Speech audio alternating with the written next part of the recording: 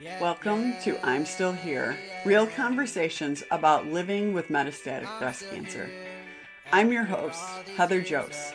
I was diagnosed with metastatic breast cancer at the age of 26 and have now been living with metastatic disease for over 25 years. This podcast is a space for honest conversation about what it actually looks like to live with metastatic cancer, the challenges, the realities, and the ways we continue to build meaningful lives alongside this disease. I'm really glad you're here. Welcome back. How are you? Is it busy in your life? Are you feeling overwhelmed? Is everything going great? That would be wonderful. I wanted to spend some time today kind of catching you up on where I'm at, but also talking about managing life with metastatic disease and kind of the whole thought of the day to day and kind of being in the middle of all of it, right? For me, right now, I have a lot going on. I have a couple of jobs that I'm managing. I have podcasting and social media that I'm trying to show up for. And I'm really happy with the way that things are going for the podcast. I think that the new direction is fantastic, to be honest. I will say when my energy is not very high, the first thing that goes is social media. So I've been pretty quiet there. But I think you guys can all relate to having a lot of things going on and figuring out how to carry it all, right? And also noting that along with in every conversation, there's also this thought of cancer and how's the cancer? Is everything okay? Am I stable? just all of that stuff, right? The management of it. It's kind of that baseline that we've been talking about in previous episodes that people don't necessarily account for when you're doing life, right? So I feel like for a lot of us, normal life is enough, right? And I should say for most people, normal life, especially in busy times of work and health and children and milestones, you can stay pretty busy and have a lot going on just with that. But when you then add the metastatic cancer to that and have to consider while you're juggling all of that, what role that is maybe playing in this, I think that's what I've been thinking a lot about lately. And I also have realized that, there's just an effect on my energy level and also on my my ability to move forward sometimes, because even after 27 years, I sometimes go, what if? Like, what if everything changes? We all know that can happen. Many of us have been there, and it just compounds or adds another another layer to all of it. So the last month or so have been filled with medical appointments for me. And a lot of these are things that I started a long time ago. Even like last summer, I kind of put out this call to my oncologist and my PCP saying, like, listen, I just don't feel great. I don't have the energy I would like to have. I don't sleep well. Like all of these things, like what can we do? And our health system being what it has taken me the better part of a year to start to get answers, and I'm not even there yet. I did in the fall, I did allergy testing, and I've always had allergies, and it was recommended that I start allergy shots, and so I've started those, which adds, if you can get to an allergy shot twice a week, great. And I try my best. So I'm kind of in the loading phase of my allergy shots. The other big thing was my sleep. And I got referred to a sleep disorder clinic. And I looked back at it actually just this week, and I got referred on July 22nd. And the first available appointment that they had with a doctor was on March 9th. So I went to that on March 9th, and the doctor was great, but he said, that he would like to do a sleep study, which I was expecting. And then the whole process is like, okay, your insurance company has to approve it. That takes 2 to 4 weeks. Then we can schedule it. We managed to get that done. I did the sleep study on April 8th. So I got that done. And even going to the sleep study, I've had one done in like 2018 or so, and it showed that I had sleep apnea. And that night they put like a mask on me, a CPAP. And I remember like hating the whole experience, but also going, that's what I was expecting was going to happen this time. And when I got there this time, they said, no, we're just looking at like whether or not you have sleep apnea. And I was like, okay, so what if I do? Because I have a pretty good idea that that's what the answer or what this is going to show. And they're like, you'll have to come back to do another sleep study where we can do figure out the mask and try titration, all those kind of things. And I was like, you've got to be kidding me. Like, another appointment at this point just seems excessive. All that to say, I did the sleep study last week. I got the results. The letter literally said, call the clinic to schedule your next sleep study. I called them and they said, well, we'll have to wait for insurance approval, 2 to 4 weeks. And I'll be honest, I just sort of melted down. I was like, this is not acceptable. I've already been waiting forever. This needs to be better or whatever. That was on Friday. I said, I'll call my insurance company immediately. They said, well, the order probably hasn't even been put in yet. So it's so frustrating. And honestly, when you have so many things going on, like the last thing that you want to do is spend time on the phone making appointments, following through with appointments, and talking to your insurance company, So over the weekend, I had planned to call my insurance company this morning, but I called the clinic first to say, listen, I just want to make sure that order went in so that I can, try to expedite this approval. And the person I talked to was nice and whatever, but then she finally, after talking to her for like 3 or 4 minutes, I was like, this whole process is taking forever. I was hoping to be feeling better by the time my daughter got married. This is just, it's really frustrating. And she said, well, let me mark it urgent. And I was like, okay, well, yes, please. That kind of thing drives me crazy because I was like, everybody would like for you guys to be able to move as quickly as possible, or at least recognize that people are affected by the slowness of our healthcare system. So she said somebody would call me later. So I worked and I was doing things, and then I called back to make sure that the order had been through so that I could call my insurance company. And she's like, oh no, you're approved. You can schedule. And I went, okay, great. Was somebody going to call me? Like, why does it have to be so hard, people? So I guess in that respect, again, thankful that it's getting done. It's scheduled for early May, but also I have questions. I still have so many questions, and I'm not sure that I'll be able to get them answered before I go in. And I think about this community whenever I have to work so hard to get something done. And just the energy that it takes to stay on the ball, to keep things moving. It's a lot. It's a lot, and it takes this mental energy that I just don't always have, and I doubt that you always have it either. And I wish we could do something about it. I wish something could be better.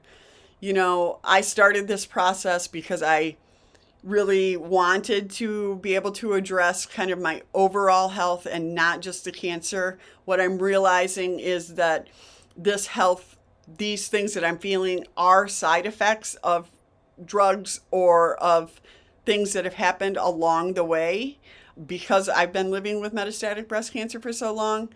And I'll take side effects. I'll take side effects over not being here, and I'm grateful for active treatment or not being, in like active treatment, all those kind of things in terms of, it really affecting my quality of life. But my goodness, it is a lot. I also have cardiology coming up here soon, and I'm hoping that I'll get some good answers there. But man, you guys, the management of all of it is just, I don't know. I sometimes go, I don't know how we all do it. I don't know how we do it and work and not scream at people and, function throughout our days and lives. It's a level of frustration that is just above and beyond, I think, a lot of things. And then, it's funny because like now I'm back to scanning again this month. I'll scan this month and have an appointment with my oncologist. And I'm not superwoman. I get anxiety. I know how to work through it, but all of it together is just not where I want to be mentally. I want to be in a season of, there's good things coming and all of that stuff, and enjoying my daughter's wedding, all that, the prep for that. And I feel like I can at times stay in the moment, but I also right now I'm a little tired. I'm a little tired of the constant management of all of it. I don't necessarily have answers for that, and I have never used it as an excuse, but I am more than ever at this point in my life acknowledging that we need to recognize that we are carrying an additional load of living with metastatic breast cancer. And it's invisible to everybody. And so the expectations from the outside don't change. But I do think that the expectations for you or for me have to. The bar that we sometimes set for ourselves might not be realistic. And it doesn't mean that we can't be our best self. We absolutely can be our best selves, but we also need to give ourselves some grace in all of this. It's a lot. And what I find is that when I have to expend so much energy on just like my health, managing appointments, all of those things, then I don't have as much energy to give to the things that kind of give me energy back. I will say I started a step bet challenge a few weeks ago. I think I might have mentioned that before, and this is my last week of it, and honestly, it's been the best thing for me because the weather has not been fantastic, and it has kept me, I don't want to say accountable because I don't really care about that, but I guess I'm just competitive enough that I don't want to lose. So I'm willing to get up and get steps on days that it would be really easy to just go, I'm good. I'm good.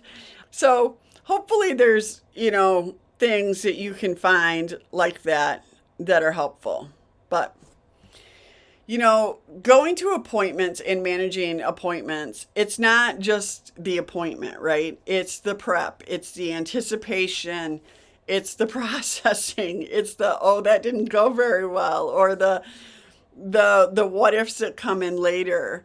And then when you're doing multiple appointments on a pretty regular basis, I think about kind of what that tax is to our energy and to our systems in general, and what kind of the juggle actually is costing each of us in terms of having so many different balls in the air and having so many loops that you need to come back and close, or just having, for me, it's also having this forward life that is not fully representative of all of the things that go on behind that in terms of being able to get things done and do things. I I am looking for ways to figure out how to kind of move through it, and I think I found some things that are helpful, but I certainly don't have all the answers by any means.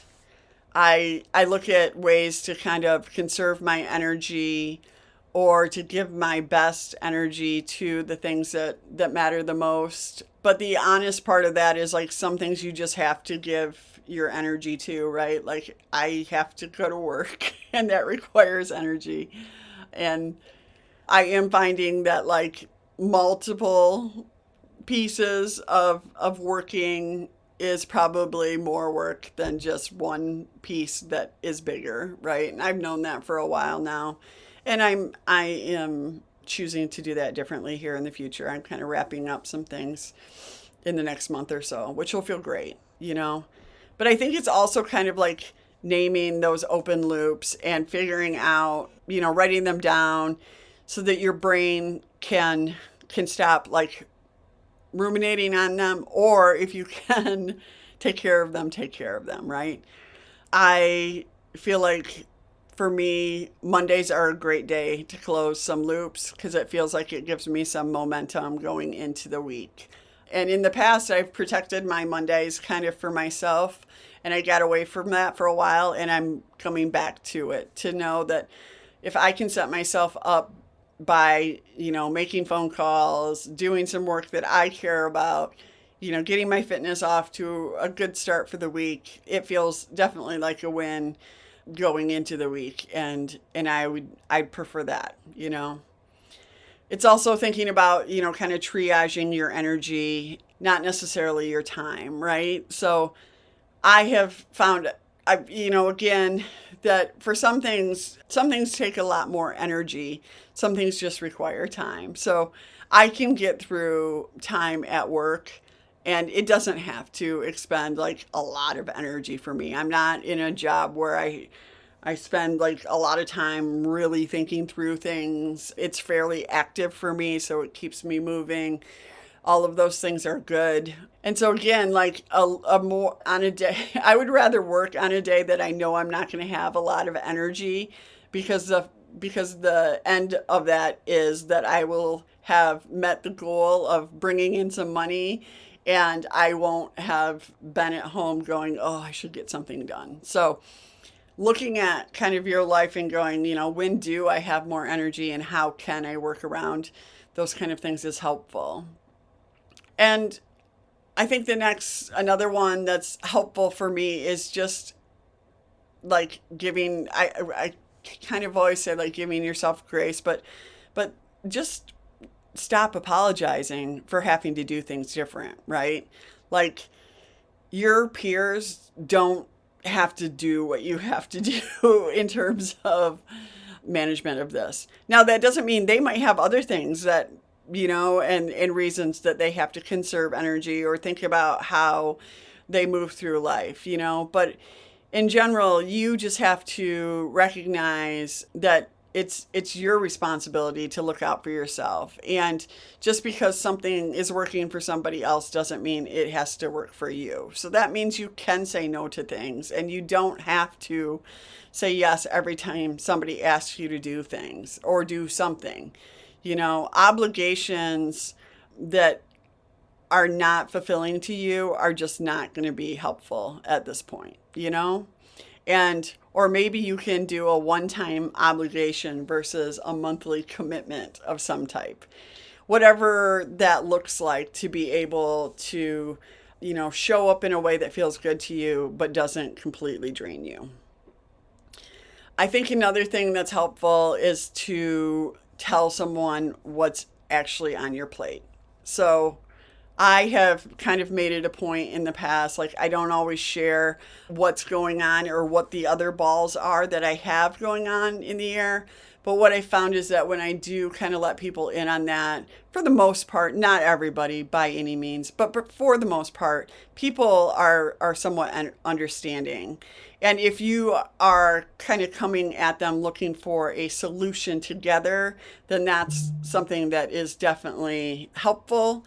And I think it's more proactive than just kind of falling apart or somebody going, what is going on, right?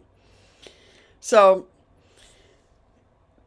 and then just having, do you have, where's your sounding board, or who's your person that you can talk some of this stuff through with? And, and if you don't have somebody like that, what are your methods to be able to get through some of the stress and figuring out, how this all should work for you. Again, that's journaling, it's meditation, it's going for walks, it's doing all of those things. On days that I'm tired, I can come home and nap, and sometimes I do, but I also can come home and do a walk, and that might be more helpful. So, yeah.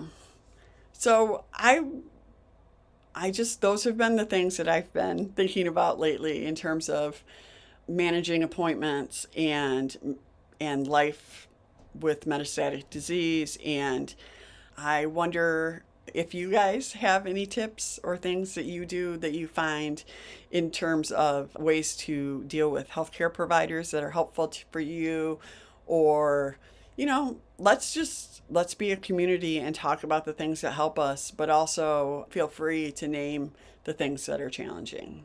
So I am excited to, oh, my cat just keeps jumping around here. Overall, I just want you to know again that we're all in this, and I see the challenges, and I I don't have the answers necessarily, but I'm with you in this. Have a good week. Thank you for listening to I'm Still Here. If this episode really resonated with you, one of the best ways you can support the podcast is by sharing it with someone else who you think would benefit from it. If you have questions or a topic you'd like to cover in future episodes, you can reach me through the contact form at www.heatherjose.com. And if you've been living with metastatic breast cancer for 10 years or more, and you would like to share your story, you can apply to be a part of the Sensational Survivor series using the link in the show notes. Thanks for being here. I'll see you next week.